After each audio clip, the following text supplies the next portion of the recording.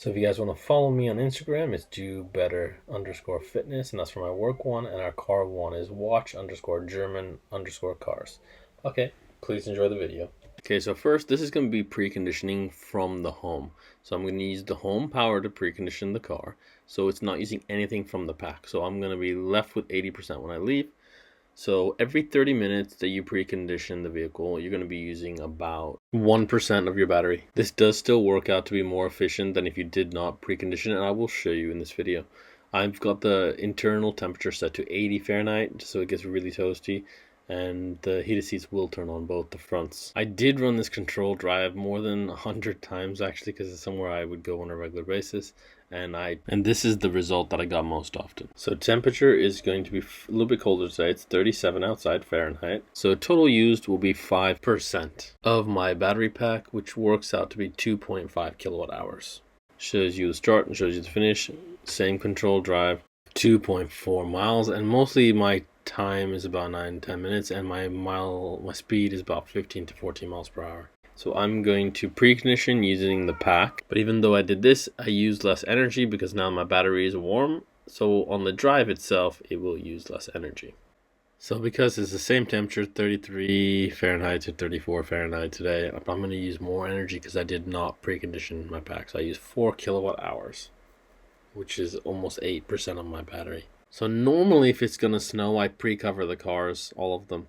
That way they're ready for it, but unfortunately I didn't know it was going to snow. So as you can see, it's got snow on top. It is on charge, and we're going to see, the wing mirrors actually don't have any snow on them, which is really good. You can see it's climate controlling the interior right now, but it is covered. So we're going to see if this defrosts any of the vehicle itself. A benefit of the Mercedes EQC is that it keeps the starter battery, the 12-volt battery, charged using the main pack. So since I'm constantly charging the main pack, it is always trickle charging the 12 volt. So I'm not going to have problems. Like on my C63, you can see my 12 volt is critically low. I only drive that car once a week, if maybe, sometimes once every other week.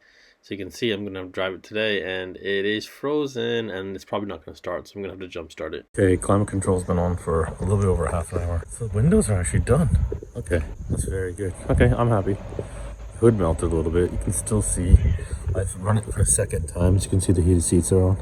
That way the cabin's gonna be nice and toasty for us. All right, I'm actually pretty happy with that. Yesterday, for some weird reason, the e-tron 55 did a better job, but today this is doing just the same as the e-tron, so I'm happy.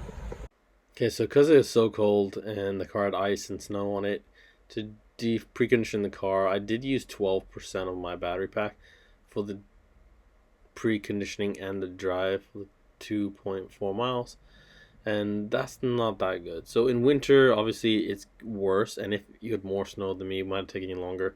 I did precondition it for about 40 minutes, so one cycle is 30 minutes. That used 1%, and then to run 10 more minutes it used just a little bit. But as you can see, that's 12% of my battery, which is 6 kilowatt hours for the drive and the preconditioning. So unfortunately, it's showing you the average consumption in winter for very short drives is 0.06. I think it's actually worse than that. I think the car actually can't show a lower value. If I did the math, I'd probably figured out that it was a lot worse than that. But I don't want to, because that'd be sad to know. But you can see it does go to 1. So at 1, you're basically using 1 kilowatt hour for every mile that you drive. And that's not that good. And if you do charges outside, that would be very expensive for you. So no, EVs aren't for everybody. For me, in my case, this is fine. I don't drive very far. The energy is very cheap for us because I think it's like 23 pence per kilowatt hour in England. Just to show you guys an example, in the Audi SQ8, my car is only getting 7 mpg on this drive, and that day it was 52 Fahrenheit outside.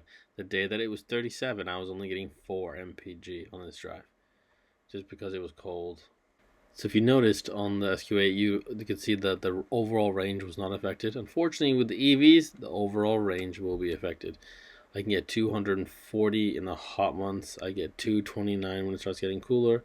And as you can see in winter, I'm only showing a 168. And yes, all these are for 100% charge range.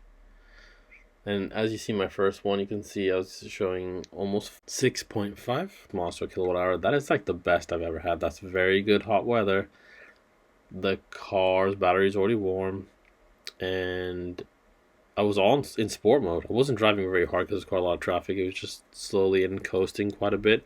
I did put the regen in the automatic mode where it figures it out smart on its own. But this does show you that there's a huge difference between winter and summer months. But you can help yourself by preconditioning from the home power and keeping your vehicle in a warm location, either covered or inside a garage. Hopefully this video has helped you guys. If it has, please like and subscribe. And if you were looking to get an EV, hopefully this has led a little bit more light onto your situation. I know my friends looking at EVs, and I think they think it's going to be more efficient than they are. Alright, well, see you guys next Wednesday. Bye!